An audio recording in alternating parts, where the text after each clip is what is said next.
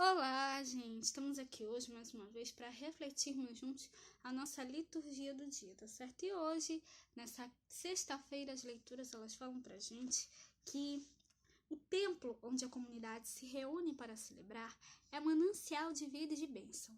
Jesus ressuscitado é um novo e definitivo templo onde Deus se manifesta.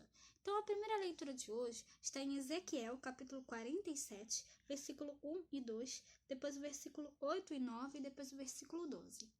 Ezequiel, capítulo 47, versículo 1 e 2, depois o versículo 8 e 9 e depois o versículo 12. Assim diz o Senhor Deus: este será o termo conforme o... Depois disto, me fez voltar à entrada da casa, e eis que saíam umas águas debaixo do umbral da casa para o oriente, porque a face da casa olhava para o oriente, e as águas vinham de baixo desde a banda direita da casa, da banda do sul do altar. E ele me tirou pelo caminho da porta do norte, e me fez dar uma volta pelo caminho de fora, até a porta exterior, pelo caminho que olha para o oriente. Eis que corriam umas águas desde a banda direita.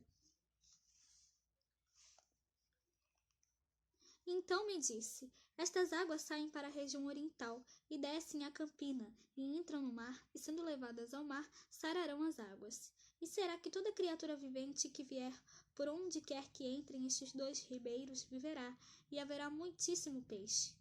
Porque lá chegarão estas águas, e sararão, e viverá todo por onde quer que entrar este ribeiro.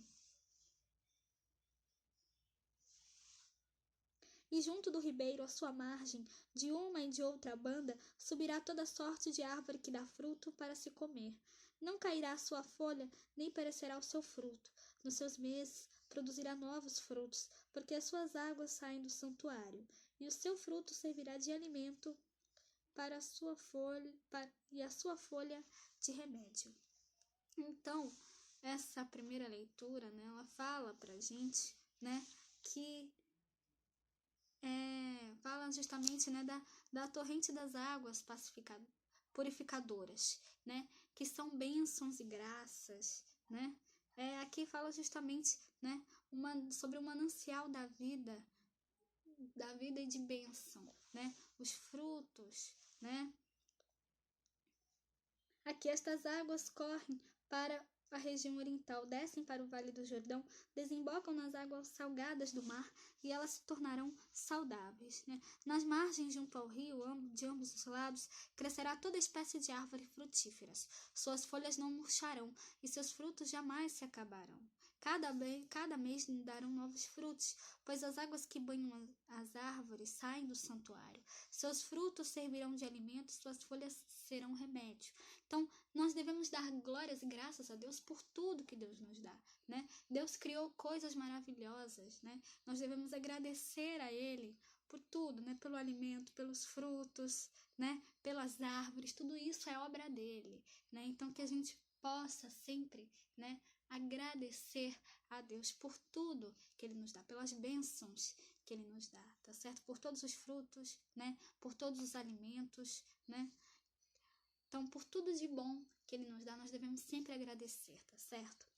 E agora, falando do Evangelho, hoje ele está em João, capítulo 2, versículo 13 a 22. João, capítulo 2, versículo 13 a 22. Estava próxima a Páscoa dos judeus, e Jesus subiu a Jerusalém. E achou no templo os que vendiam bois, e ovelhas, e pombos, e os cambiadores assentados. E tendo feito um azorrague de cordéis, lançou todos fora do templo, também os bois e ovelhas, e espalhou o dinheiro dos cambiadores, e derrubou as mesas.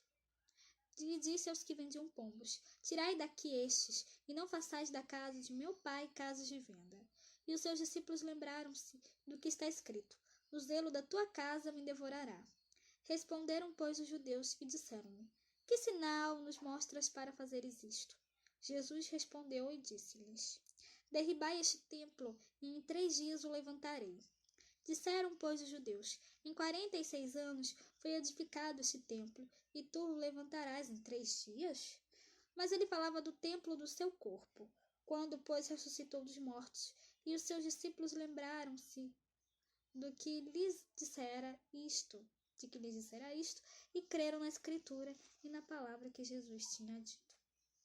Então, essa leitura do Evangelho, né, mostra pra gente, né, que dentro do templo, né, onde Jesus fazia as orações deles, reunia o povo para fazer as pregações, né, haviam cambiadores, né, haviam pessoas fazendo comércio. E Jesus não gostou disso, né? E aí ele disse, né, tirai isto daqui, não façais da casa de meu pai uma casa de comércio, né? E aí, né, os judeus, né, perguntaram para Jesus, que sinal nos mostras para agir assim, né? Porque isso que eles estavam fazendo era errado, né? Ali é a casa de Deus, né? A casa, né, de oração, né? Ali onde as pessoas se reuniam para fazer as suas orações, não era um lugar de comércio, né? Jesus estava certo, né, em chamar a atenção, né, daquelas pessoas, porque o que aquelas pessoas estavam fazendo é errado, né? Algumas pessoas infelizmente não gostaram, né, do que Jesus fez, mas Jesus estava certo como ele sempre está certo, né? Porque ali é a casa de Deus, né? Ali realmente, né, é um lugar onde é para fazer apenas as orações, né? E aí os judeus perguntaram, né, que sinais nos mostras para agir assim? Aí ele respondeu, destruí este templo e em 3 dias o levantarei, né? Mas só que o pessoal achou estranho, como assim? Esse templo levou 46 anos para ser construído, como é que você diz que vai destruir o templo e em 3 dias vai levantá-lo? Só que eles não entenderam o que Jesus estava falando, né? Ele não estava falando daquele templo, daquela casa ali. Ele estava falando dele próprio, né? Porque ele, como eu falei aqui no início do vídeo, né? Ele é o novo e definitivo templo onde Deus se manifesta. Era dele que ele estava falando. Ele estava falando justamente que ele seria crucificado, né? E em 3 dias ele ressuscitaria, como realmente aconteceu. E quando isso aconteceu, os discípulos se lembraram do que Jesus havia dito, né? Jesus, ele estava falando dele mesmo, né? Que ele se entregou à morte, né? Foi crucificado, né?